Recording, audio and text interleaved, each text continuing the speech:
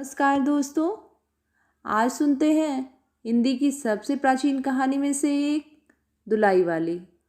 लेखिका हैं राजेंद्र बाला घोष। काशी के दशाश्वमेध घाट पर स्नान करके एक मनुष्य बड़ी व्यग्रता के साथ कोदौलिया की तरफ आ रहा था। एक हाथ में एक मैली सी तौलिया में लपेटी हुई भींगी धोती और दूसरे में सुरती की गोलियों की कई डिबिया और सुंगनी की एक पुड़िया थी। उस समय दिन के 11 बजे थे। गोदौलिया की बाईं तरफ जो गली है, उसके भीतर एक और गली में थोड़ी दूर पर एक टूटे से पुराने मकान में वह जा घुसा। मकान के पहले खंड में बहुत अंधेरा था, पर ऊपर की जगह मनुष्य के वासोपयोगी थी। नवागत मनुष्य धड़धड़ाता हुआ ऊपर चढ़ गया। वहाँ एक कोठरी में उसने हाथ की चीज़ें रख दी और सीता सीता कहकर पुकारने लगा।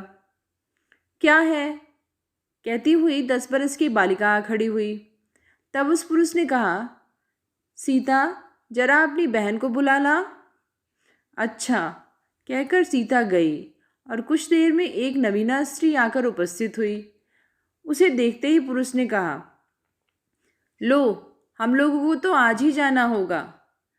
इस बात को सुनकर स्त्री कुछ आश्चर्ययुक्त होकर और झुंझलाकर बोली, आज ही जाना होगा? वह क्यों? भला आज कैसे जाना हो सकेगा? ऐसा ही था तो सवेरे भैया से कह देते। तुम तो जानते हो कि मुंह से कह दिया बस छुट्टी हुई। लड़की कभी विदा की होती तो मालूम पड़ता। आज तो किसी सूरत में जाना नहीं हो सकता। तुम आज कहती हो, हमें तो अभी जाना है। बात यह है कि आज ही नवल किशोर कलकत्ते से आ रहे हैं। आगरे में अपनी नई बहू को भी साथ ले आ रहे हैं। सो उन्होंने हमें आज ही जाने के लिए इसरार किया है। हम सब लोग मुगल सराय से साथ ही इलाहाबाद चलेंगे। उनका तार मुझे घर से निकलते ही मिला। इसी से मैं झट नहा धोकर आ गया। बस अब करना ही क्या है, कपड़ा वपड़ा जो कुछ बांध बूंद कर घंटे भर में खा पी कर चली चलो। जब हम तुम्हें विदा कराने आए ही हैं, तब कल के बदले आज ही सही। हाँ, यह बात तो है। नवल जो चाहे करावे। क्या एक ही गाड़ी में न जाने से दोस्ती में बट्टा लग जाएगा? अब तो किसी तरह रुकोगे नहीं, जरूर ही उनके साथ जाओगे। पर मेरे तो नाको दम आ जाएगी। क्यों? किस बात से? उनकी हंसी से। और किससे? हंसी ठट्ठा भी राह में अच्छी लगती है, उनकी हंसी मुझे नहीं भाती। एक रोज मैं चौक में बैठी पूड़ियाँ काट रही थी कि इतने में न जाने कहाँ से आकर नवल चिल्लाने लगे, ए बुआ, देखो तुम्हारी बहू पूड़ियाँ खा रही है। मैं तो मारे शर्म के मर गई। हाँ, भाभी जी ने बात उड़ा दी सही। वे बोली, खाने पहनने के लिए तो आई ही है। पर मुझे उनकी हंसी बहुत बुरी लगी। बस इसी से तुम उनके साथ नहीं जाना चाहती? अच्छा चलो, मैं नवल से कह दूंगा कि वह बेचारी कभी रोटी तक तो खाती ही नहीं, पूड़ी क्यों खाने लगी। इतना कहकर बंसीधर कोठरी के बाहर चले गए। बोले, मैं तुम्हारे भैया के पास जाता हूँ, तुम रो रुला के तैयार हो जाना। इतना सुनते ही जानकी दे की आंखें भर आईं और आषाढ़ सावन की ऐसी झड़ी लगी कि बस। बंशीधर इलाहाबाद के रहने वाले थे। बनारस में ससुराल है। स्त्री को विदा कराने आए हैं। ससुराल में एक साले साली और सास के सिवा और कोई नहीं है। नवल किशोर उनके दूर के नाते में ममेरे भाई हैं, पर दोनों में मित्रता का ख्याल अधिक है। दोनों में गहरी मित्रता है। दोनों एक जान और दो कालिब हैं। बंसीधर का जाना स्थिर हो गया। सीता बहन के संग जाने के लिए रोने लगी। माँ रोती धोती लड़की की विदा की सामग्री इकट्ठी करने लगी। देवी भी रोती ही रोती तैयार होने लगी। इस भूलने पर धीमी आवाज से माँ को याद भी दिला देती। 1 बजने पर स्टेशन जाने का समय आया। अब गाड़ी या इक्का लाने कौन जाए? वालों की अवस्था अब आगे किसी नहीं कि 2-4 नौकर चाकर हर समय बने रहे। सीता के बाप के न रहने से काम बिगड़ गया है। पैसे वाले के यहाँ नौकर चाकरों के सिवा और भी 2-4 खुशामदी घेरे रहते हैं, छूछे को कौन पूछे। एक कहारिन है, सो भी इस समय कहीं गई है।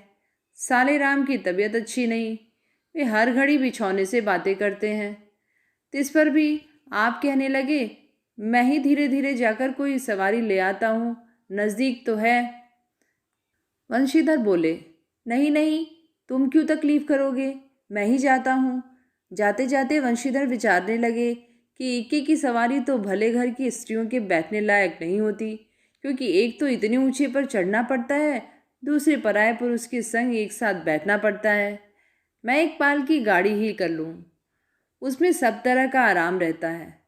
पर जब गाड़ी वाले ने 1.5 रुपया किराया मांगा, तब वंशीधर ने कहा, चलो इक्का ही सही, पहुँचने से काम। कुछ नवल किशोर तो यहाँ से साथ है नहीं, इलाहाबाद में देखा जाएगा। वंशीधर इक्का ले आए और जो कुछ असबाब था इकट्ठे पर रखकर आप भी बैठ गए। जानकी देवी बड़ी विकलता से रोती हुई इक्के पर जा बैठी। पर इस संसार में सब कुछ अस्थिर है, कुछ भी स्थिर नहीं रहता। इक्का जैसे जैसे आगे बढ़ता गया, वैसे जानकी की रुलाई भी कम होती गई। सिकरौल के स्टेशन के पास पहुंचते पहुंचते जानकी अपनी आंखें अच्छी तरह पोंछ चुकी थी। दोनों चुपचाप चले जा रहे थे कि अचानक वंशीधर की नज़र अपनी धोती पर पड़ी। अरे, एक बात तो हम भूल ही गए, कहकर पछता उठे। इक्के वाले के कान बचाकर जानकी ने पूछा, क्या हुआ, क्या कोई जरूरी चीज भूल गए? एक देसी धोती पहनकर आना था, सो भूल कर विलायती ही पहन आए। नवल कट्टर स्वदेशी हुए हैं ना, वे बंगालियों से भी बढ़ गए हैं। देखेंगे तो 2-4 सुनाए बिना न रहेंगे। और बात भी ठीक है, नाहक विलायती चीज़ें मोल लेकर क्यों रुपए की बर्बादी की जाए। देसी लेने में भी दाम लगेगा सही, पर रहेगा तो देसी में। जानकी जरा भौहें टेढ़ी करके बोली, धोती तो धोती, पहनने से काम, क्या यह बुरी है? इतने में स्टेशन के कुलियों ने आ घेरा। वंशीधर एक कुली करके चले। इतने में इक्के वाले ने कहा, इधर से टिकट लेते जाइए, पुल के उस पार तो ड्योढ़ी दर्जे का टिकट मिलता है। वंशीधर फिर कर बोले, अगर मैं ड्योढ़े दर्जे का ही टिकट लूँ तो? इक्के वाला चुप रहा। इक्के की सवारी देखकर उसने ऐसा कहा। यह कहते हुए वंशीधर आगे बढ़ गए। यथा समय रेल पर बैठकर वंशीधर राजघाट पार करके मुगलसराय पहुंचे। वहां पुल लांघकर दूसरे प्लेटफॉर्म पर जा बैठे। आप नवल से मिलने की खुशी में प्लेटफॉर्म के इस छोर से उस छोर तक टहलते रहे। देखते देखते गाड़ी का धुआं दिखाई पड़ा। मुसाफिर अपनी अपनी गठरी संभालने लगे। रेल देवी भी अपनी धीमी चाल से चलने लगी, गंभीरता से खड़ी हुई। वंशीधर एक बार चलती गाड़ी ही में शुरू से आखिर तक देख गए, पर नवल का कहीं पता नहीं। वंशीधर फिर सब गाड़ियों को दोहरा गए, तहरा गए, भीतर घुस घुस कर एक एक डब्बे को देखा, किंतु नवल न मिले। अंत को आप खिजला उठे और सोचने लगे कि मुझे तो वैसी चिट्ठी लिखी और आप ना आया, मुझे अच्छा उल्लू बनाया। अच्छा, जाएंगे कहाँ, भेंट होने पर समझ लूँगा। सबसे अधिक सोच तो इस बात का था कि जानकी सुनेगी तो ताने पर ताना मारेगी, पर अब सोचने का समय नहीं। रेल की बात ठहरी। बंसीधर झट गए और जानकी को लाकर जनानी गाड़ी में बिठाया। वह पूछने लगी, नवल की बहू कहाँ है? वह नहीं आए? कोई अटकाव हो गया? कहकर आप बगल वाले कमरे में जा बैठे। टिकट तो ड्योढ़ी का था, पर ड्योढ़ी दर्जे का कमरा कलकत्ते से आने वाले मुसाफिरों से भरा था, इसीलिए तीसरे दर्जे में बैठना पड़ा। जिस गाड़ी में वंशीधर बैठे थे उसके सब कमरों में मिलाकर कुल 10-12 स्त्री पुरुष थे। समय पर गाड़ी छूटी। नवल की बातें और ना जाने क्या अगड़ बगड़ सोचती गाड़ी कई स्टेशन पार करके मिर्ज़ापुर पहुंची। मिर्ज़ापुर में पेटराम की शिकायत शुरू हुई। उसने सुझाया कि इलाहाबाद पहुंचने में अभी देरी है। चलने की झंझट में अच्छी तरह उसकी पूजा किए बिना ही बंसीधर बनारस छोड़े थे। इसीलिए आप झट प्लेटफॉर्म पर उतरे और पानी के बम्बे से हाथ मुंह धोकर एक खोचे वाले से थोड़ी सी ताजी पूड़ियाँ और मिठाई लेकर निराले में बैठ आपने उसे ठिकाने पहुंचाया। पीछे से जानकी की सुधाई। सोचा कि कुछ पूछ लें, तब कुछ मोल लेंगे, क्योंकि स्त्रियां नटखट होती हैं। वे रेल पर खाना पसंद नहीं करती। पूछने पर वही बात हुई। तब बंसीधर लौटकर अपने कमरे में आ बैठे। यदि वे चाहते तो इस समय ड्योढ़ी में बैठ जाते, क्योंकि अब भीड़ कम हो गई थी। पर उन्होंने कहा, थोड़ी देर के लिए कौन बखेड़ा करे। बंसीधर अपने कमरे में बैठे तो दो एक मुसाफिर अधिक दिख पड़े। आगे वालों में से एक उतर भी गया था। जो लोग थे सब तीसरे दर्जे के योग्य जान पड़ते थे। अधिक सभ्य कोई थे तो बंसीधर ही थे। उनके कमरे के पास वाले कमरे में एक भले घर की स्त्री बैठी थी। वह बेचारी सिर से पैर तक ओढ़े, सिर झुकाए, एक हाथ लंबा घूंघट किए, कपड़े की गठरी सी बनी बैठी थी। बंसीधर ने सोचा, इनके संग वाले भद्र पुरुष के आने पर उनके साथ बातचीत करके समय बितावेंगे। एक दो करके तीसरी घंटी बजी। तब स्त्री कुछ अचकचाकर थोड़ा सा मुंह खोल जंगले के बाहर देखने लगी। ज्यों ही गाड़ी छूटी वह मानो कांप सी उठी। रेल का लेना देना तो हो ही गया था, अब उसको किसी की क्या परवाह। वह अपनी स्वाभाविक गति से चलने लगी। प्लेटफॉर्म पर भीड़ भी न थी। केवल दो चार आदमी रेल की अंतिम विदाई तक खड़े थे। जब तक स्टेशन दिखलाई दिया तब तक वह बेचारी बाहर ही देखती रही। फिर अस्पष्ट स्वर से रोने लगी। उस कमरे में तीन चार प्रौढ़ा ग्रामीण स्त्रियां भी थीं। एक जो उसके पास ही थी कहने लगी, अरे इनकर मनई तो ना ही आइलन हो, देखा हो रोवल करथइन। दूसरी, अरे दूसर गाड़ी में बैठा हुई हैं। पहली, दूर बो रही, ये जनानी गाड़ी थोड़े है। दूसरी, तऊ तो भलू हो कहू, कहकर दूसरी भद्र महिला से पूछने लगी, कौन गांव उतरबो बेटा, मिर्जापुर चढ़ी हो ना। उसके जवाब में उसने जो कुछ कहा सो वह सुन न सकी। पहली बोली, हट हम पूछीला ना, हम कहाँ उतरबू हो, आए इलाहाबाद। दूसरी, इलाहाबाद कौन गाँव है गोइया। पहली, अरे ना ही जानलू, प्रयाग जी, जहाँ मनई मकर नहाया जायला। दूसरी, भला प्रयाग जी काहे न जानित, ले कही के नाही, तोरे पंच के धर्म से 4 दाई नहाए चुके हैं।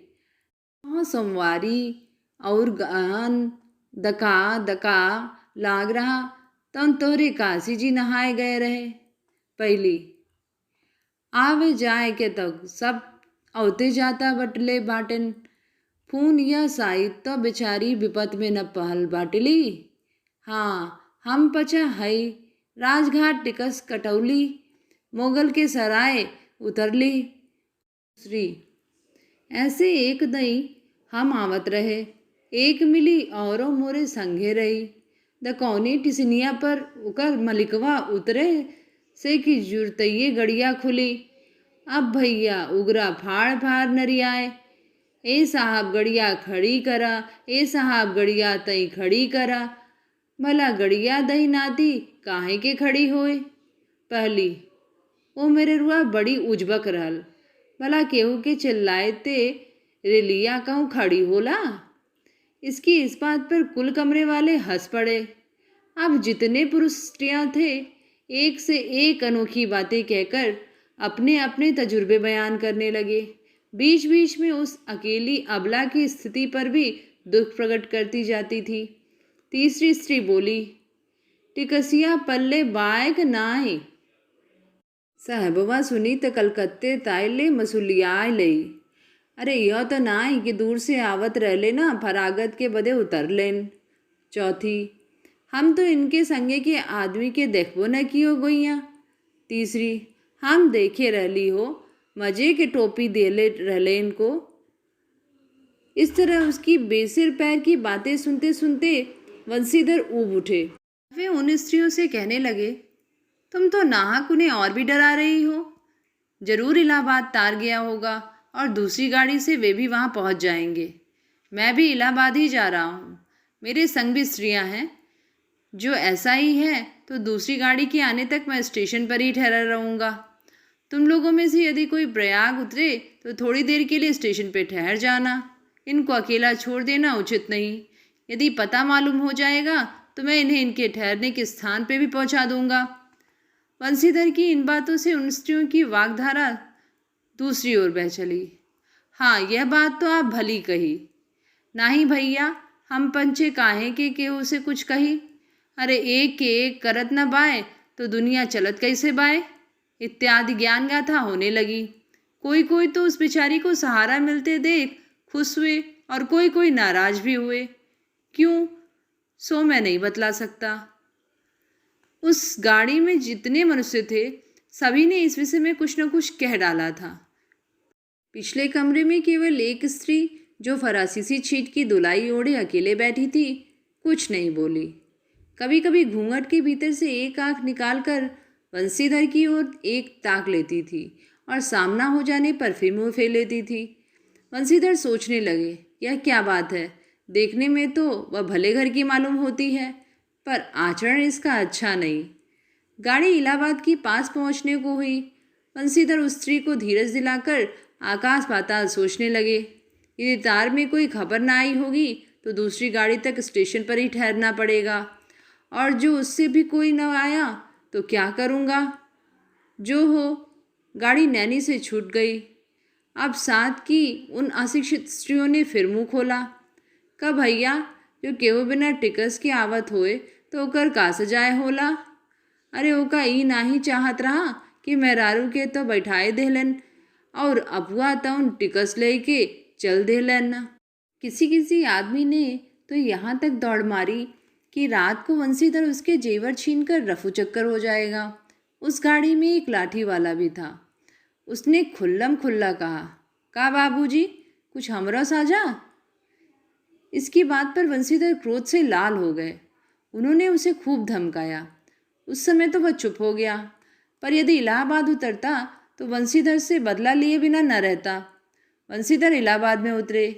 एक बुढ़िया को भी वहीं उतरना था। इससे उन्होंने कहा कि उनको भी अपने संग उतार लो। फिर उस बुढ़िया को उस स्त्री के पास बिठाकर आप जानकी को उतारने गए। इसे सब हाल कहने पर वह बोली, अरे जाने भी दो, किस बखेड़े में पड़े हो। पर वंशीधर न माने। जानकी को और उस भद्र महिला को एक ठिकाने बिठाकर आप स्टेशन मास्टर के पास गए। वंशीधर के जाते ही वह बुढ़िया, जिसे उन्होंने रखवाली के लिए रख छोड़ा था, किसी बहाने से भाग गई।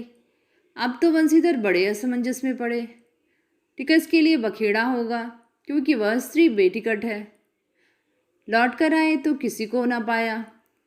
अरे ये सब कहाँ गई, यह कहकर चारों तरफ देखने लगे। कहीं पता नहीं। इस पर वंशीधर घबराए। कैसी बुरी साइत में घर से निकले कि एक के बाद दूसरी आफत में फंसते चले जा रहे हैं। इतने में आपने सामने एक दुलाई वाली को आते देखा। तू ही उन स्त्रियों को कहीं ले गई है, इतना कहना था कि दुलाई से मुंह खोलकर नवल किशोर खिलखिला उठे। अरे यह क्या, सब तुम्हारी ही करतूत है। अब मैं समझ गया, कैसा गजब तुमने किया है। ऐसी हंसी मुझे नहीं अच्छी लगती। मालूम होता है कि तुम्हारी ही बहू थी। अच्छा, तो वे गई कहाँ? वे लोग तो पालकी गाड़ी में बैठी हैं, तुम भी चलो। नहीं, मैं सब हाल सुन लूँगा तब चलूँगा। हाँ, यह तो कहो, तुम मिर्ज़ापुर में कहाँ से आ निकले? मिर्ज़ापुर नहीं, मैं तो कलकत्ते से, बल्कि मुगल सराय से तुम्हारे साथ चला आ रहा हूँ। तुम जब मुगल सराय में मेरे लिए चक्कर लगाते थे, तब मैं ड्योढ़ी दर्जे में ऊपर वाले बेंच पर लेटे तुम्हारे तमाशे देख रहा था। फिर मिर्ज़ापुर में जब तुम पेट के धंधे में लगे थे, मैं तुम्हारे पास से निकल गया, पर तुमने न देखा। मैं तुम्हारी गाड़ी में जा बैठा, सोचा कि तुम्हारे आने पर प्रकट होऊंगा। फिर थोड़ा और देख ले करते करते यहाँ तक नौबत पहुँची। अच्छा, आप चलो, जो हुआ उसे माफ़ करो। यह सुनकर वंशीधर प्रसन्न हो गए। दोनों मित्रों में बड़े प्रेम से बातचीत होने लगी। बंसीधर बोले, मेरे ऊपर जो बीती सो बीती, पर वह बेचारी जो तुम्हारे से गुणवान के संग पहली ही बार रेल से आ रही थी, बहुत तंग हुई। उसे तो तुमने नाहक रुलाया, बहुत ही डर गई थी। नहीं जी, डर किस बात का था, हम तुम दोनों गाड़ी में न थे। हाँ, पर यदि मैं स्टेशन मास्टर में इतला कर देता तो बखेड़ा खड़ा हो जाता ना। अरे तो क्या, मैं मर थोड़े ही गया था, 4 हाथ की धुलाई की बिसात ही कितनी। इसी तरह बातचीत करते करते दोनों गाड़ी के पास आए। देखा तो दोनों मित्र बंधुओं में खूब हंसी हो रही है। जानकी कह रही थी, अरे तुम क्या जानो, इन लोगों की हंसी ऐसी ही होती है। हंसी में किसी के प्राण भी निकल जाएं तो भी इन्हें दया ना आवे। क्या है, दोनों मित्र अपनी अपनी घरवाली को लेकर राजी खुशी घर पहुँचे और मुझे भी उनकी यह राम कहानी लिखने से छुट्टी मिली। तो ये थी कहानी दुलाई वाली। आशा करती हूँ आप सबको पसंद आई होगी। धन्यवाद।